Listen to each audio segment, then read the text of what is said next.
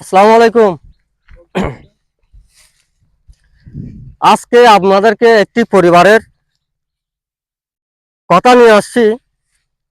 এখান থেকে কিছু শিক্ষণীয় কথাবার্তা আছে, আপনারা শুনলে দেখলে বুঝতে পারবেন।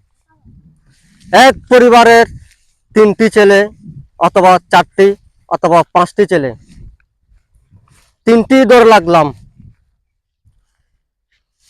3টি ছেলের 3টি বউ, 3টি পরিবার আলাদা, 3টি ঘর আলাদা, বা 4টি ছেলের 4টি ঘর আলাদা, 4টি পরিবার আলাদা, বা 5টি ছেলের 5টি ঘর আলাদা, 5টি পরিবার আলাদা। তাদের আছে বৃদ্ধ 2টি মা বাবা। সেই মা বাবা কেন নির্যাতিত আজকে?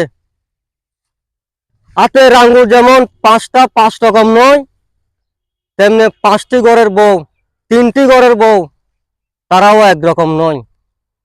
এক একজন মহিলা এক একজন জায়গা থেকে আসছে পুত্রবধূ হয়ে। তারা কারো প্রতি শ্বশুর শাশুড়ির প্রতি দয়া মায়া আছে, কারো প্রতি নাই। কারোর রুহুটা লোহার শিকলের মতো শক্ত, আর কিছু কিছু মহিলা আছে তারার রুহুটা মোমের মতো নরম। তারা শ্বশুর শাশুড়ির ভক্ত। আমি বলতে চাই, এমন কোন মহিলাকে বউ করে আনবেন না ঘরে যারা নিজের কানা নিজে খায়, অন্যের কানায় হিংসা করে দেখতে পারে না।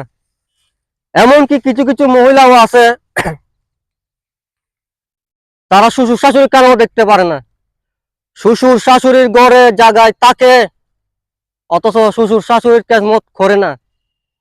এমন কিছু কিছু মহিলা আছে। এই মহিলাগুলোকে আপনারা, যে স্বামীগুলো আপনারা আছেন, লক্ষ্য রাখবেন, খেয়াল রাখবেন, আপনার নিজের মা বাবাকে যেন ওরা কষ্ট না দেয়।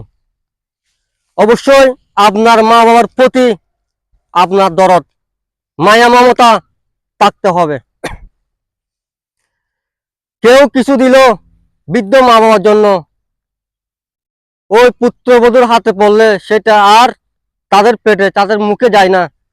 সে নিজের খাবার বলে খেয়ে নেই। এমনকি শ্বশুর শাশুড়িরা জানতে পারে না এই খাবার কে দিছে, কোথার থেকে আসছে, শ্বশুর শাশুড়িও জানতে পারে নাই। তারা হলেন রাক্ষস, বাপের বাড়িতে তেমন খেতে পারত না, তাই শ্বশুর বাড়িতে একটা জুতা পাড়াও দেখলে তাদের কাছে অনেক কিছু মনে হয়। এগুলো নিয়ে বাগাবাগি, কারাকারি, কাওয়া বতবেশ এই মহিলা আনবেন না ঘরে। পাড়া প্রতিবেশী যারা আছেন তাদেরকে বলছি, এই রাক্ষসদের হাতে বৃদ্ধ মা বাবার কানা তুলে দিবেন না। ওরা খেতে পারবে না, কারণ ওরা তো নিজে খাওয়াটা নিয়ে ব্যস্ত।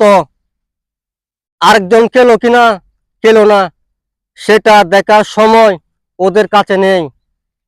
তাই বলছি ভাই এবং বোনেরা, আপনারা খুব লক্ষ্য করবেন, এই ধরনের মহিলাকে বিবাহ করা যাবে না।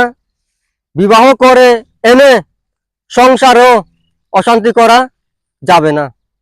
যাচাই বাছাই করে দেখবেন সেই মহিলা আপনার মা এবং বাবাকে কেসমত করবেন কিনা। আপনিও যাচাই করবেন বাসায় এসে আপনার মা বাবা খেয়েছে কিনা। তাহলে সেই হবেন আপনি মা বাবার সন্তান হিসেবে আপনি যোগ্য লাগতে পারবেন। আরেকটা কথা, কেউ কিছু দিলে এই খাবার যেন ওই লাক্ষসী ডাইনের হাতে না যায়, এটা খেয়াল করবেন। আর যদিও দেন, পরে আপনি যাচাই করে নেবেন আপনার জন্য খাবার দেওয়া হয়েছে, আপনারা এই খাবার পাইছেন কিনা এবং আপনার পুত্রবধূ আপনাদেরকে খাওয়াইছেন কিনা। এটা যাচাই করে আপনারা এই চিন্তা ভাবনা নেবেন। এই ভিডিওটা করার উদ্দেশ্য, কিছু কিছু ফ্যামিলিতে এগুলা নিয়ে, শ্বশুর শাশুড়ির খাবার নিয়ে ঝগড়া বিবাদ হয়। একটাও তো খারাপ, 5টা তো খারাপ না, 4টা তো খারাপ না, আর 2টা তো খারাপ না, তাদের হাতে শ্বশুর শাশুড়ির খাবার তুলে দেন। এটাই হবে সৎ, এটাই হবে ঠিক। এখানে যদি কোনো ভুল ত্রুটি থাকে, এই ভিডিওতে কোনো কোনো কথা থাকে, আমি দুঃখিত। এটা বোঝার জন্য, জানার জন্য, অশান্তি নয় শান্তির জন্য এই ভিডিওটা করা। সবাই ভালো থাকবেন।